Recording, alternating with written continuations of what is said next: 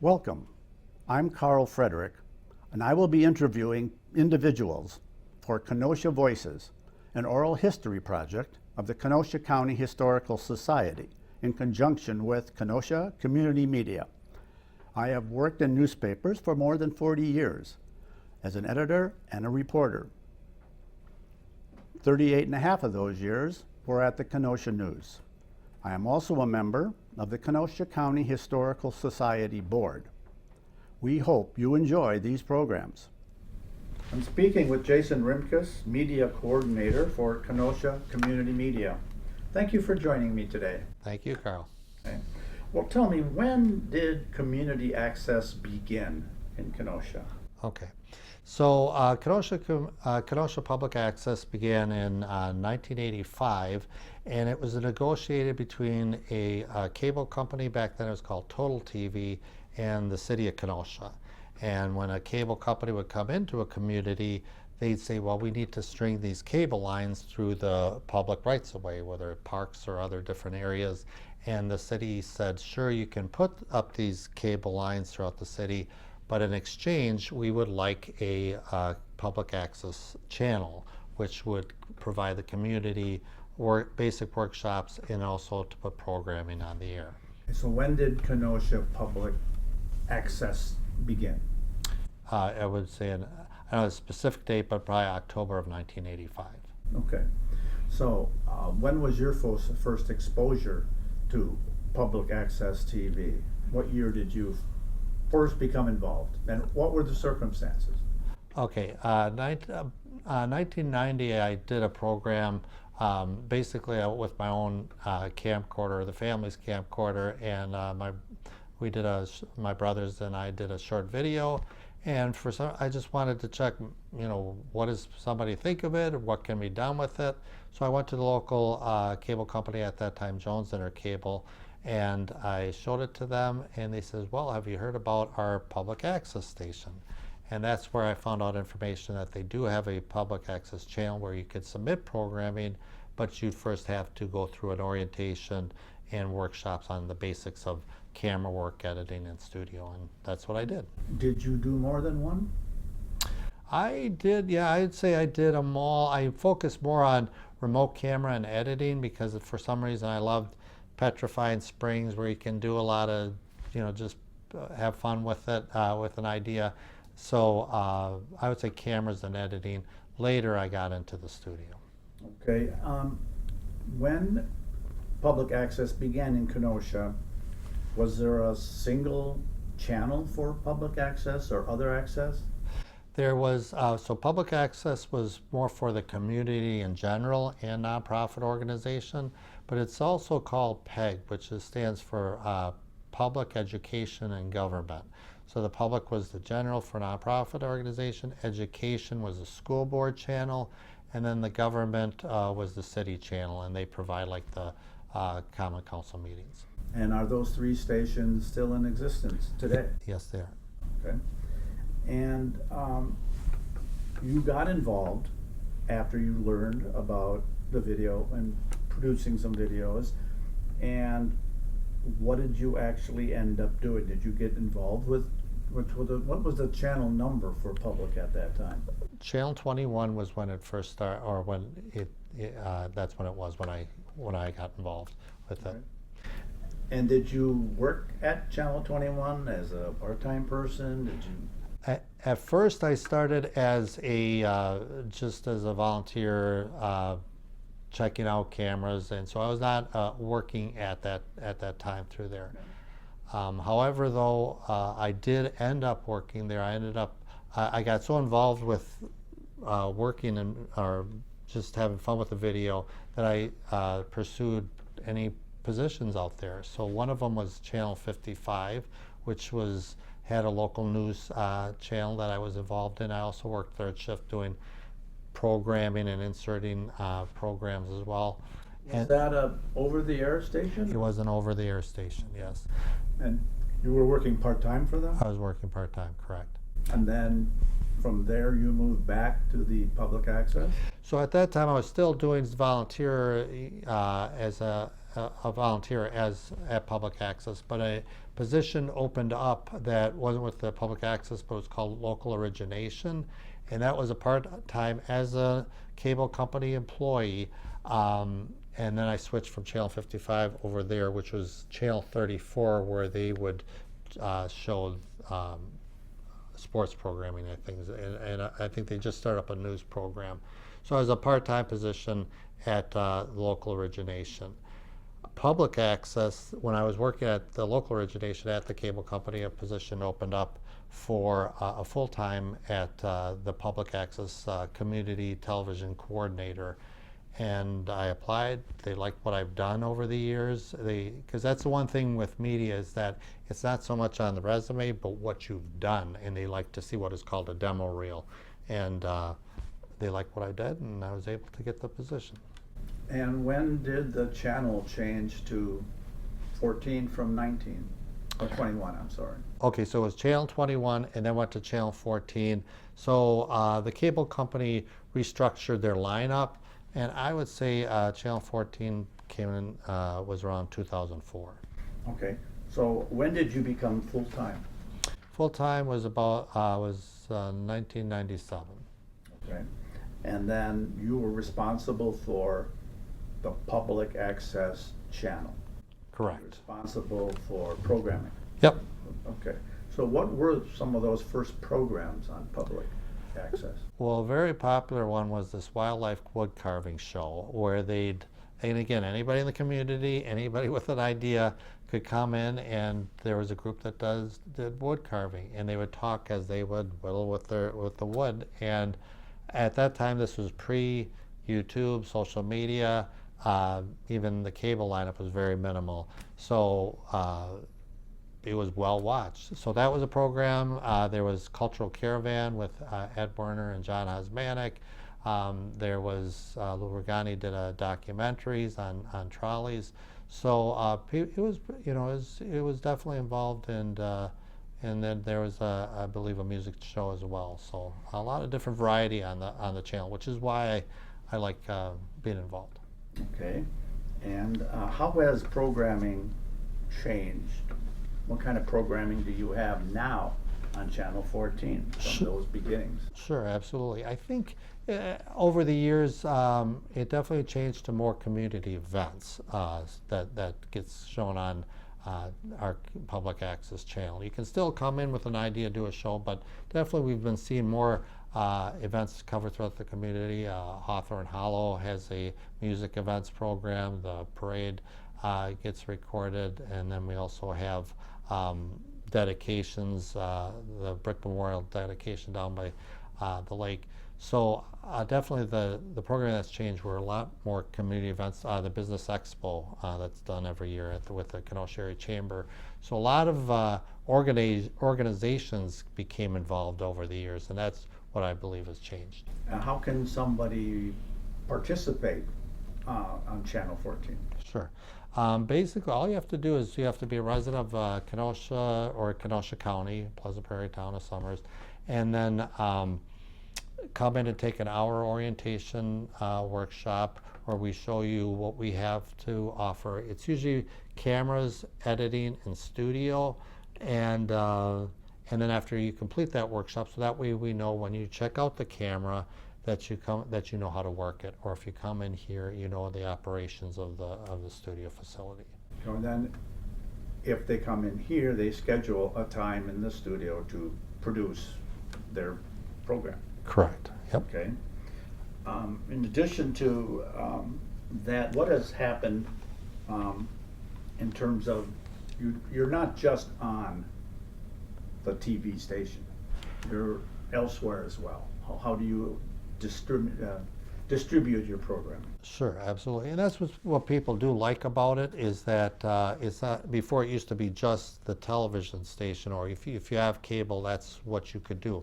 Whereas now it's expanded, where if you submit a program, it'll be streamed through our website, kenoshamedia.org, It goes on a Roku channel, so if you have a Roku device, you can type in Kenosha Community Media and see our channel programming. And then also the channel 14 is still on Spectrum lineup. So if you do have a cable box with Spectrum, you can see that programming there. And then also if some people want to just upload it to their YouTube channel, they can do that. So it's still active, believe it or not. Okay. So how is the channel funded? So the channel is funded, always been through a negotiation contract through the cable company and the cable company in the city. Okay. And then where does your funds come from after the funds go to the city from the cable company? Correct. So the cable company gives a franchise fee, through the contract, so gives it to the city, and then the city takes a percentage of that and gives us the funding for that. And that's how the funding comes for programs, equipment, salaries. Correct. And also we do a little fundraising throughout the year, or any type of sponsorships on certain community How events. many people are employed? One full-time and one part-time. Okay. And how would you describe what your job is day to day? It varies, which is, I think, part of the reasons why I've been here and enjoyed it so much, is that it's different every day, every week, every month. A lot of throughout the year maybe recurs from year to year, but so what do I do as far as, I cover the programming when it gets scheduled and aired. I participate in the workshops. I participate in creating and covering different programs throughout the year, whether it would be like the expo or some of the musical events. So I definitely like this, and the people you work with and the people throughout the community. A very famous quote that Kim Derry, who used to be at Lemon Street Gallery, says, "I'm this person that's like a thread throughout the community, because I'm not just locked into an office. I'm actually throughout the community, covering it, promoting it in many different ways." Okay. So how do you keep up with equipment technology changes? Sure. I do meet with the board of directors, and we look over see where we're at and what we need to do with equipment. Because we're a nonprofit organization, we're not at where we get upgrades of equipment and things year to year. It takes it over time, and I think that's why we've sort of lasted, that we were able to sort of stretch it throughout the years, but still be able to create that content without losing our volunteers as well. When was the last time equipment was updated? I would say 2017, 2018 is because this is when we came into the current library here as well. Where had you been before? Jones, it used to be Jones Warner Cable on 1403 Washington Road. That's where we were before. And your studio today is where? Studio today is here. It's we do the same things as far as camera checkout, studio, and programming, and nothing of that. Just the size of the space has decreased. And physically, where are you located? Physically, will be the Kenosha Public Library Southwest, 7979 30th Avenue. Okay. And what are your challenges as a nonprofit cable public access channel? Sure. I think, the one that just always shoots out of the head is just, and for any nonprofit organization, is that continuation of funding, or the expanding of funding, whether it's asking the city to increase our funding, or we have to do more fundraising. That's always definitely the biggest challenge. Okay, are there any other challenges that you face as a nonprofit? Well, definitely. We talked a little bit about the space, so it's like it would be great to have an increase in space, or. What was the space that you had in your previous location? Previous location, it was definitely bigger, with that, where you have a 3-camera setup and a 2-camera setup. However, when we talk with other public access centers or any type of media outlets, it's sort of similar in this area, so we do still have a green screen capability with teleprompters, so we can still do it, but the answer to your question is that it was maybe twice as big at the And what are the dimensions of your current studio? I don't have the actual layout of how big it is, but I would say, 12 by 20? that sounds good. Something like that? Yeah. Okay. And are there national or state organizations that deal with community media? Yeah, absolutely. I totally encourage other organizations to look at state and national type of organizations. We have the Wisconsin Community Media in the state compiles up of, I think there's like 60 organizations, 60 other outlets that are involved. And then also there's a national one called Alliance for Community Media. Boy, I tell you, that just helped so much over the years for me, because if ever we talk about challenges, we can see what best practices that other people are using in other parts of the state, in other states, and then you get to know other people that are in the same boat as we are, and what they're using. And how is Kenosha Community Media regarded outside of this building? We are very highly regarded, and you can easily contact them, or you look at their social media, even newsletters. They would put us in there quite frequently, and I'm very proud of that, and I'm proud of the organizations that are involved in those state and national ones. So we're very highly regarded in our operations and our involvement with community media. So we went back to say that you started full-time in 1997 as the director coordinator, and they changed the title at some point to media coordinator. Yeah. And you've been here now. Quite a while, 27 decades, years. yeah. And I could have maybe could go to different areas. One of the reasons I guess I've been involved with this organization is that I've always had a great relationship with the board of directors on what we're doing over the years. I know they change over the years, but it still was consistent, current. But then when I went to another like a seminar or workshop on the state level, they had a speaker, and they says, when you're in community media, it seems like you're at the top, and I totally understand that, meaning where else can you go as far as if you have an idea and run with it, and that's in other areas with network or commercial ends that you're going to get stops along the way, or you're going to have to raise them thousands of dollars along the way. Here you don't, and you get that through that, and it has an impact.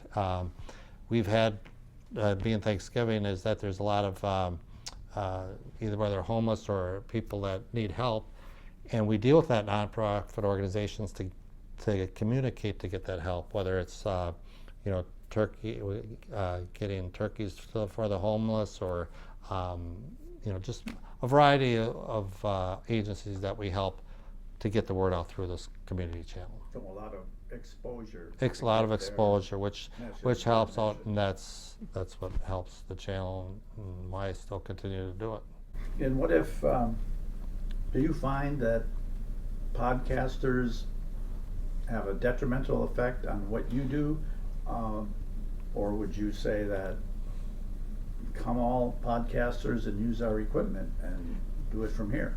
Yeah, I guess I'm kind of sort of on the middle on this, both ways. If they're doing their podcast and they're doing it, that's fine, that's totally up to them. But kind of how I got this position is I looked at everything, I got involved in everything. So I encourage people that are into media, come on down and do something in here. And yes, you may still do the podcast, but you also may like to get involved with working on other productions or other events, and you learn more. And that's why we've always had people taking the workshops, because people always want to learn. So yeah, I have no problem with people doing podcasts, but they can also come here and do it, but not only do that, but just learn and meet new people, and that's what it's all about. In your experience with podcasts, is it likely that your equipment is better than what they're using to have their podcast? I'd say similar. We've got, and that's a nice thing. This is we're not using, even though we upgraded in 2017, 2018. It's still professional grade audio equipment, and also that the schools are using too. So we don't go to any type of consumer local brands here. We'll go to video dealers and have them get good equipment. So to answer your question, yes, so definitely same state-of-the-art audio equipment for them to create their podcast. Okay. If someone were to come in and want to do a program, do a podcast of their own, is there any limitations on what content they can have or produce?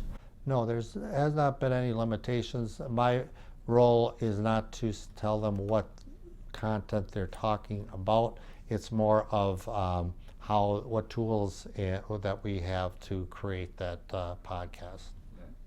And how is content monitored? The only way that content is monitored is that if we air a program and if there's a complaint about a program, it would get pulled and our board of directors would have a special meeting or they put it on their next agenda to take a look at the program if it needs to be pulled for whatever reason. Do you have any idea the audience for Channel 14? I would love to say everybody's watching this, but unfortunately I can't because even back in the day, there's no way of monitoring how many people are watching in your living room of the channel itself. We do monitor maybe if we put our content online on a YouTube channel or our Facebook postings. And even the streaming, the Roku channel doesn't have anything that says, okay, this is how many people are watching. But one example is that when we were moving our station to the public library, the channel shut down and I got a massive amount of calls, and that was really the only reason I could find that they were watching at that specific time. Okay. What do you see the future for community media in Kenosha? Well, I would love to see it continue and grow. As far as more programming, there's so much creative people out there, especially in the colleges. We have Carthage, Parkside, Gateway, that we've all communicated with, and talent in the schools, public schools with their the music programs.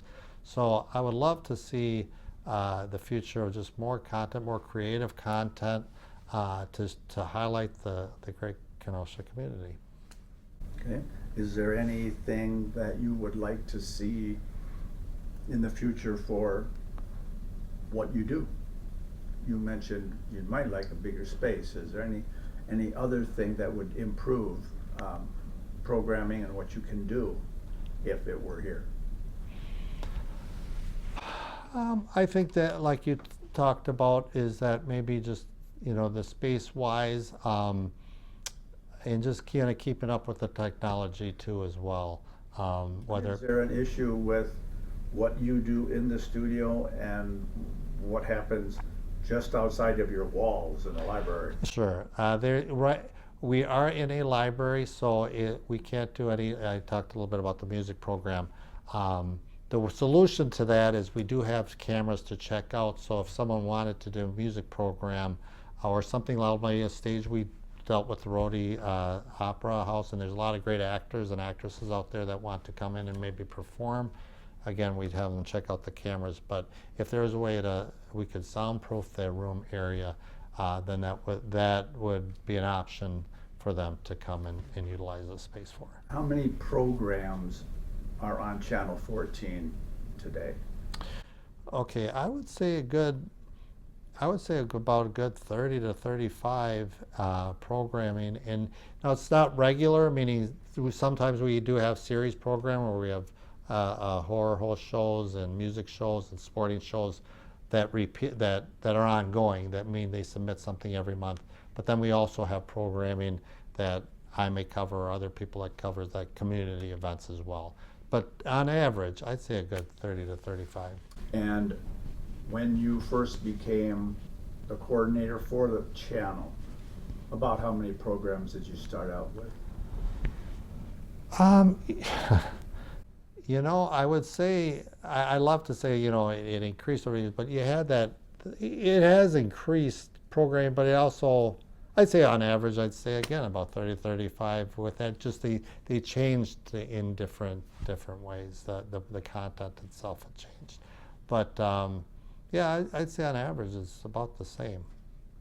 So it's continuing as it started, and But with different programs, right? So it's not like, and some do. Some have been as long as I've been here. That I've had a few that have consistently stayed because again, they have gotten response too as well. So it's like we talked about how to monitor it. I get people that come and want to have the parade shown every year or want to have different events at the public museum or the public library every year because they're getting the response too as well.